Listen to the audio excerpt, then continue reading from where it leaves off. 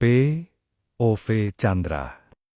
Kamu sudah mempertimbangkannya? Kami sangat butuh prajurit andal sepertimu, Kapten Chandra, untuk menempati posisi Danki di kota Z.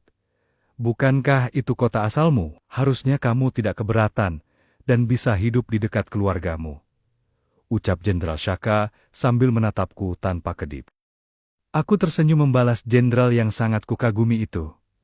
Aku bertemu Jenderal Shaka beberapa tahun yang lalu. Waktu itu, aku masih kuli sawit di tengah hutan Kalimantan. Tak tahu arah masa depan, hidupku hanya berputar pada jadwal panen dan kiriman uang untuk ibu dan Davin. Saat itu, rumah walet milik Tuan Shaka baru saja dibobol pencuri. Aku yang kebetulan sedang mengecek pipa irigasi, mendengar suara gaduh dan tanpa pikir panjang, berlari menuju sumber suara. Seorang pencuri bersenjata pisau mencoba kabur, tapi aku berhasil membekuknya hanya dengan tangan kosong. Pencuri itu tertangkap, dan tubuhku tidak terluka sedikit pun. Dan sore itu juga, untuk pertama kalinya, aku dipanggil menghadap pemilik kebun yang ternyata bukan hanya pemilik kebun dan rumah walet saja, tapi juga seorang jenderal aktif. Kamu berani juga menghadapi pencuri walet itu dengan tangan kosong, kan? Tanya Tuan Shaka padaku. Aku menunduk sopan. Saya hanya melakukan apa yang harus dilakukan, Tuan. Kamu bisa bela diri? Sedikit, Tuan. Dulu saya atlet karate dan pencaksilat, tapi berhenti sejak Bapak meninggal. Saya harus bekerja untuk ibu dan adik saya. Tua Shaka mengangguk pelan. Lalu matanya menyipit penuh pertimbangan sambil menatapku tanpa kedip. Kamu tidak ingin ia di tentara? Pertanyaan itu tidak kusangka akan keluar dari mulut Tuan Shaka. Aku terdiam, bahkan napasku sempat tercekat. Tak pernah terpikir sebelumnya. Aku, tentara, apakah pantas? Tapi jangan harap saya beri rekomendasi, kata Tuan Shaka cepat, seolah membaca isi kepalaku. Kalau kamu mau, kamu masuk dari bawah. Tanpa surat rekomendasi, tanpa perlakuan khusus dariku, yang aku akan kasih cuma informasi tanggal seleksi dan dokumen yang harus kamu siapkan. Selebihnya, urusanmu sendiri. Aku mengangguk, tanpa sadar. Tak tahu dari mana datangnya keberanian itu. Sejak hari itu, hidupku berubah. Kebahagiaan tak terperi langsung menyergap hatiku kala itu. Aku lulus dengan hasil terbaik di berbagai tes. Bagaimana tidak, aku mempersiapkan segalanya untuk menghadapi berbagai ujian yang diberikan. Usaha tidak akan mengkhianati hasil. Begitulah yang kuyakini, dan akhirnya terbukti. Bu, aku lulus. Apa? Kenapa juga kamu mengganggu ibu dan menelepon? Paling berita tak penting buat ibu.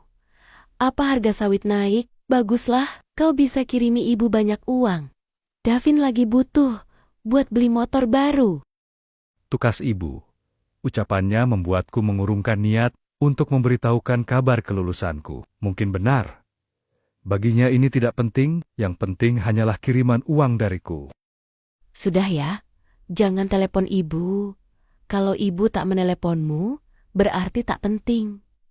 Lagian kamu senggang sekali menelepon segala. Bagus.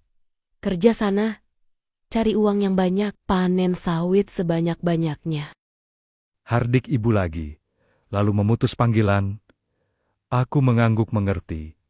Biar sajalah, ini kusimpan sendiri.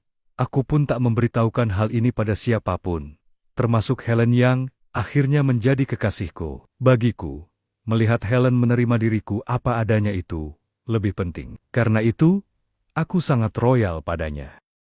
Aku menganggap Helen pantas mendapatkannya. Di tengah serbuan lelaki berseragam yang naksir padanya, dia justru memiliki kuli sawit ini. Sawitmu yang 100 hektar di sini. Nanti kamu bisa awasi dari jarak jauh sepertiku, Kapten Chandra. Bukankah sekarang kariermu juga penting? Sudah cukup kamu bertaruh nyawa di sini sebagai prajurit di garda terdepan. Sekarang jadilah pimpinan dan kembali ke kota. Bujuk Jenderal Shaka lagi, membuyarkan lamunanku tentang Helen. Tak terkira, budi baik beliau padaku. Aku berhasil merintis kebunku sendiri, juga berkat dukungannya. Bukan hanya sawit, aku juga memiliki kebun karet. dan beberapa rumah walet. Total dari 3 usaha itu, penghasilanku hampir mencapai 500 juta rupiah setiap bulan. Aku tak ragu lagi, Jenderal, aku menerima penawaran ini karena aku ingin menikahi pacarku dan hidup di sana bersamanya, ucapku sambil menunduk. Ah, kau setia sekali padanya ya? Sayang sekali kau menolak menikahi putriku, ucap Jenderal Shaka sambil tertawa. Satu hal lagi yang kukagumi darinya. Walau aku sudah banyak berutang budi, dia sama sekali tidak memaksakan kehendaknya untuk menjodohkanku dengan putrinya. Sikapnya tak berubah, bahkan setelah aku terang-terangan menolak perjodohan itu. Hati tak dapat dipaksa. Jodoh juga sudah ada takdirnya, begitu kata beliau saat aku meminta maaf. Ya, tetapi bagus juga buat kamu, Chandra. Putriku itu susah diatur. Kamu pasti akan kerepotan dengannya. Aku melangkah menuju tenda mewah besar berwarna putih cerah yang berdiri gagah di halaman rumah, sambil menyeret koper besar dan tas ranselku. Tak sabar rasanya mengucapkan selamat pada Davin, kemudian menemui Helen dan melamarnya hari ini juga. Ternyata aku datang tepat di waktu yang sama dengan pernikahan Davin. Suasana ternyata begitu meriah di dalam tenda.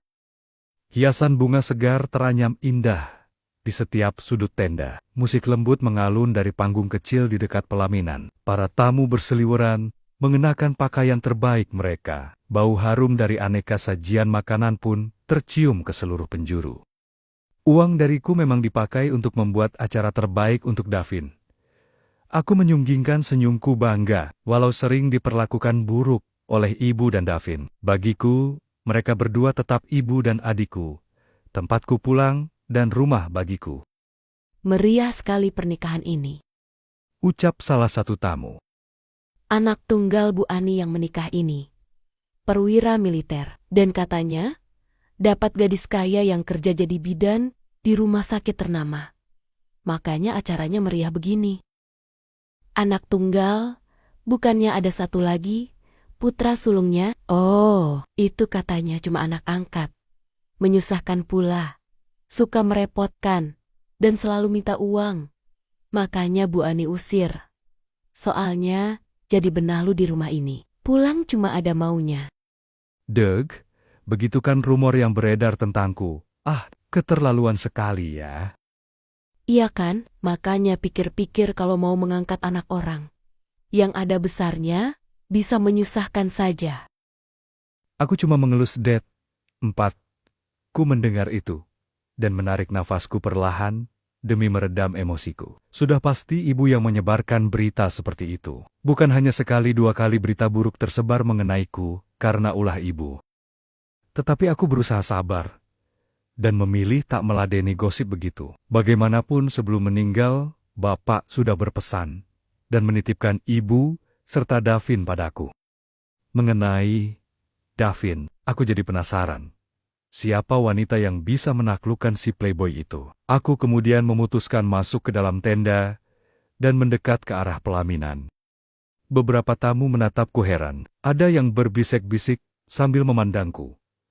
Ada apa ini? Apa karena tampilan lusuhku yang baru datang setelah menempuh perjalanan panjang dari Kalimantan? Langkahku melambat. Aku semakin dekat. Pelaminan itu hanya tinggal beberapa meter lagi. Begitu sampai di depan, mataku membesar. Bahkan ransel yang kupegang terjatuh begitu saja. Helen, kamu, Helen, ada di sana. Memakai baju pengantin. Duduk bersanding di sebelah Davin, dan wajahnya terlihat sangat bahagia. Bersambung. Mau lanjut cerita ya? Ketik lanjut di kolom komentar ya.